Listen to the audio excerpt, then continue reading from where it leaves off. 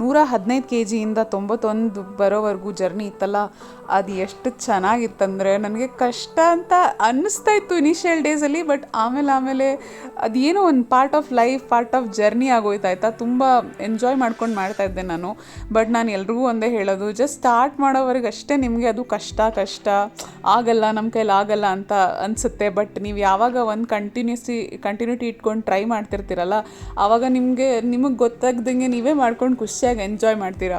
So please ಈ ವರ್ಷ ಏನಾದರೂ ಟ್ರೈ ಮಾಡಬೇಕಂದ್ರೆ ದಯವಿಟ್ಟು ನಿಮ್ಮ ಮೇಲೆ ನೀವು ಟ್ರಾನ್ಸ್ಫಾರ್ಮೇಷನ್ ಮಾಡ್ಕೊಳ್ಳೋದನ್ನ ಫೋಕಸ್ ಮಾಡಿ. ನಾನು 2025 ಜಾನ್ವರಿಲಿ ಡಿಸೈಡ್ ಮಾಡಿದ್ದು ದಟ್ 25 ಡಿಸೆಂಬರ್ವರೆಗೂ ನಾನು ಸಣ್ಣ ಆಗಲೇಬೇಕಂತ. ಸೊ ನಾನು ಹಂಗೆ ಅಂದ್ಕೊಂಡಂಗೆ 115ರಿಂದ 91 ಕೆ ಜಿ ಅಂದರೆ ಆಲ್ಮೋಸ್ಟ್ 24 ಕೆ ಜಿವರೆಗೂ ಲೂಸ್ ಮಾಡಿದ್ದೀನಿ. ನನಗಿನ್ನೂ 10 ಕೆ ಜಿ ಲೂಸ್ ಮಾಡೋದಿದೆ ನನ್ನ ಗೋಲ್ ರೀಚ್ ಆಗೋಕ್ಕೆ. ಸೊ ನಾನು ರೀಚ್ ಆಗೇ ಆಗ್ತೀನಿ ಅಂತ ನಂಗೆ ನಂಬಿಕೆ ಇದೆ. ಸೊ ನೀವು ಕೂಡ ಜಾಯ್ನ್ ಆಗಿ ನನ್ನ ಜರ್ನಿಲಿ. ಯಾವುದೇನೇ ಇರಲಿ ನಿಮ್ಮ ಪ್ರಯತ್ನ ಬಿಡಬೇಡಿ. 2 ದಿನ ಆಗಲಿಲ್ಲ 3ನೇ ದಿನ ಮಾಡಿ, 1 ತಿಂಗಳಾಗಲಿಲ್ಲ ನೆಕ್ಸ್ಟ್ ತಿಂಗಳಿಂದ ಮಾಡಿ. ಸೊ ಹೀಗೆ ಪ್ಲೀಸ್ ಕೀಪ್ ಟ್ರೈಯಿಂಗ್, ಆಯಿತಾ? ಓಕೆ, ಬಾಯ್.